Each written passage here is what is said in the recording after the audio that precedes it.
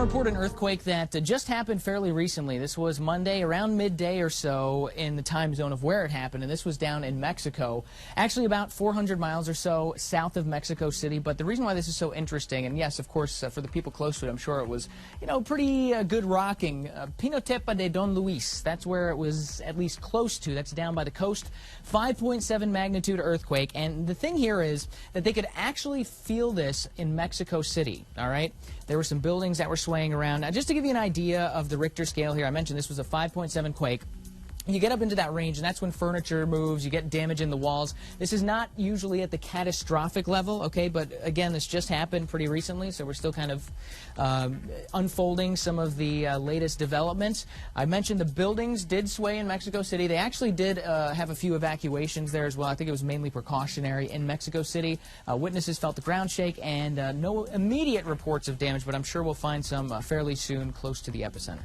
Strange lights appeared over a volcano in Mexico as it erupted recently. The volcano was partly obscured by clouds, but the top of the volcano could clearly be seen. Then all of a sudden, the lights appeared and seemed to move all over the place. The volcano is southwest of Mexico City and has a name almost as strange as these lights. It's known as the Popocatépetl volcano. It erupts regularly. Now, it's unknown what the cause of these lights are. Were they molten rocks thrown out by the volcano that somehow looked like balls of light when captured by the camera? Were they aliens? Well, we'll let you be the judge. That political and economic earthquake in the UK, their vote to break with the European Union, the aftershocks are rippling here again today. Wall Street opening the week with new losses for Americans and their 401ks. The Dow plunged another 260 points, down 1.5%. ABC chief business correspondent Rebecca Jarvis reports. Tonight, the biggest two-day sell-off since last summer hammered Wall Street. Stocks have tumbled nearly 5.5%.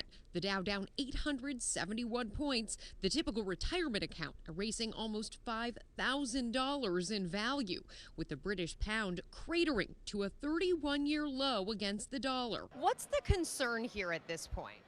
This is a major level of uncertainty worldwide economically. In the UK, tensions running high. Listen to this voter taking on politicians. After decades of ignoring the working class, how does it feel to be punched in the nose?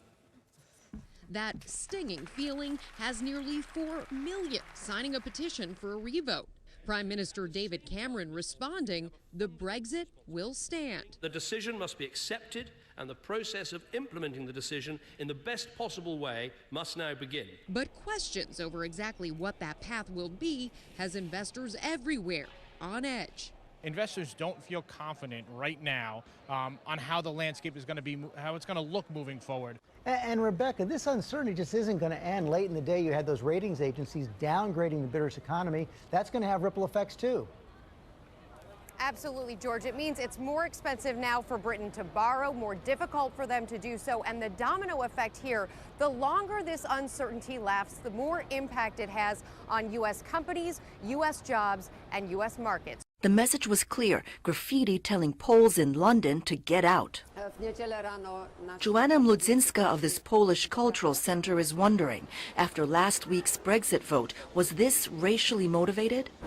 You have to think that's what it was, otherwise why would somebody come specially to the Polish center to write that? It was just one of several hate crimes after the UK voted last week to exit the European Union, a decision many think was out of concern over immigration and leaving many Poles here, like Margaret Bay-Narowitz, worried.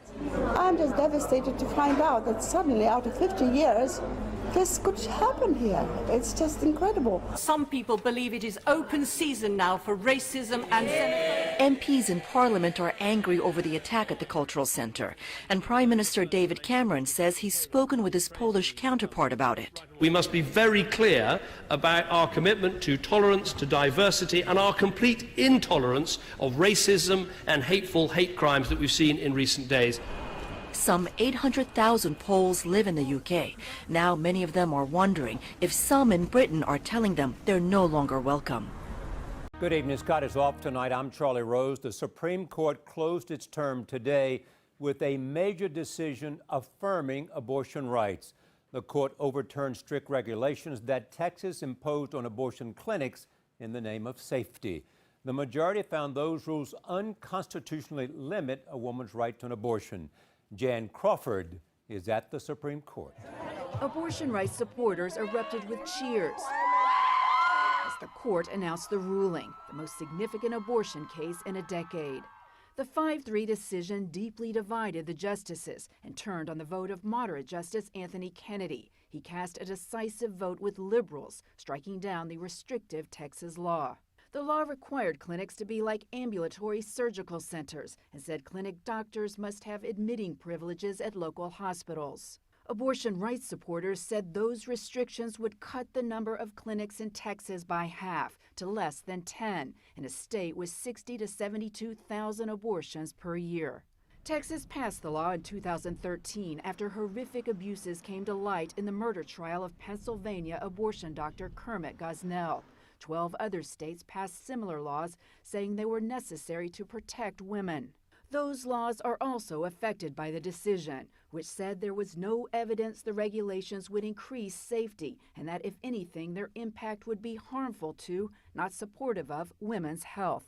Texas seeks to force women to travel long distances to get abortioned in crammed-to-capacity super facilities, where they are less likely to get individualized attention, wrote Justice Stephen Breyer, and find that quality of care declines. Nancy Northup, president of the Center for Reproductive Rights, hailed the decision as a game changer. And we will go forward in making sure that all of the laws that are blocking women's access to the constitutional rights will be overturned. But Carrie Severino, head of the conservative Judicial Confirmation Network, said the decision was based on politics. This court has been so clear in their political leanings on this issue that I can't imagine an abortion regulation that they would uphold at this point. That's unfortunate.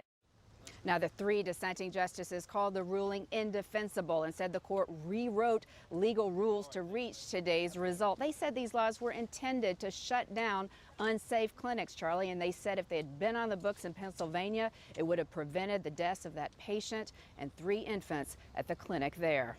Overseas, tensions ratcheting up between the United States and Russia tonight. In a throwback to the Cold War, American diplomats in Moscow say that Russian agents have been harassing them and their families, prompting a direct complaint of Vladimir Putin. ABC's chief global affairs correspondent Martha Raddatz is here with all the details. Good evening, Martha. Good evening, George. We have seen Russians harassing U.S. forces at sea more and more often, those jaw-dropping flybys of our ships. But the amount of Russian harassment and surveillance of our diplomats is now like the bad old days of the Soviet Union. U.S. diplomats complaining of walking into their apartments and realizing all the furniture has been moved around, a provocation by Russian agents saying, "We're watching you." Russian agents also accused of hacking personal emails. There have been incidents of tires being slashed, even diplomats' family members being followed. Tensions over Syria and Ukraine have made matters worse, and it's gotten so bad, as you said, Secretary of State Kerry has complained directly to Putin to knock it off. It hasn't worked, George. No, and it's not subtle spycraft at all. Okay, Martha, thanks very much. A new report released Monday by the International Energy Agency says about 6.5 million deaths each year can be attributed to both indoor and outdoor air pollution. According to the World Health Organization, that's more than the number of people who die from HIV and AIDS, tuberculosis, and road injuries combined. This is the first air pollution study from the agency, a Paris-based energy security group, which is probably best known for its monthly oil market reports. The report also warns that premature deaths from outdoor air pollution are probably going to rise from 3 million to 4.5 million by 2040, mainly in developing Asia. In a statement, the IEA executive director said no country, rich or poor, can claim that the task of tackling air pollution is complete. We need to revise our approach to energy development so that communities are not forced to sacrifice clean air in return for economic growth. The IEA suggests 3 steps for improving air quality, like setting long-term air quality goals, having a clean air strategy for the energy sector, and making sure countries actually monitor and enforce those goals and strategies. But to help slow air pollution, the developed world is going to need to do some investing in developing countries. That will allow countries like China, whose air pollution contributed to 1.2 million premature deaths in 2010, to finance industrial change and develop low-carbon technologies. If the IEA goals can be reached, developing countries could see the number of people exposed to certain types of air pollution drop. In India, it could fall below 20% by 2040 from the 60% it's at today. For Newsy, I'm Catherine Beek. A group of suicide bombers has killed 5 people and wounded at least 15 others in a northeastern Lebanese village near the border with Syria. Security sources had earlier put the death toll at 6. There was no immediate claim of responsibility. Security sources said they believe the Islamic State group was responsible. The village is one of several border posts separating Lebanon and Syria. Lebanon has been repeatedly jolted by militant attacks linked to the 5-year war in neighboring Syria.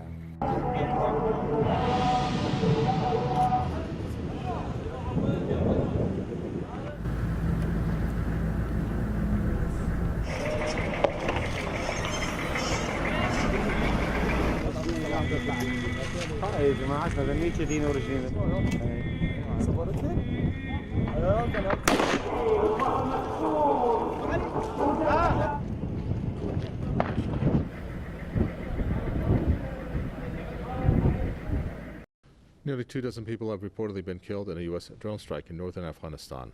Local sources say that the strike in Kunduz province left 7 civilians dead. The victims were being held by the Taliban.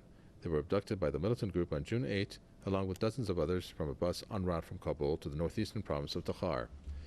Meanwhile, reports say that the attack has also claimed the lives of 14 Taliban militants.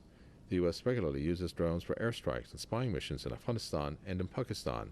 It says that the air raids target members of the Al-Qaeda and other militant groups. However, reports suggest that civilians have on many occasions fallen victim to the attacks. The airstrikes have sparked anti-U.S. sentiment in both countries. It's been revealed that weapons sent into Jordan by the CIA and Saudi Arabia for Syrian rebels have been repeatedly stolen, and then they've been sold on the black market. Now, this is according to a new report. It's based on testimonies of American and Jordanian officials that were given to the New York Times and Al Jazeera. And here is what the black market has now been flooded with due to the theft. The CIA Saudi shipment, in accordance with the Arm and Train program, included Kalashnikov rifles, mortars and rocket-propelled grenades worth millions of dollars. But the Jordanian officers who were part of the corrupt scheme were reportedly spending the proceeds on buying SUVs, iPhones and other luxury items. What an incredible video this is out of Romania. Just listen to this for a second. Yeah, is that some huge hail or what? Now, I know a lot of people maybe in the United States kind of think that we're one of the only places that gets severe weather maybe, but they get a lot of it over in Europe, especially around this time of year. And this was taken not long ago, just last week. You can see massive hailstones there. I mean, there are clearly some baseballs in there. There was actually a lot of severe weather in Europe last week, including some pretty bad wind damage in Poland. But geez, in order to have hail that big, that's got to be a very tall and nasty thunderstorm. Hot, dry winds are stoking wildfires in the west. 22 large fires are burning across 8 states.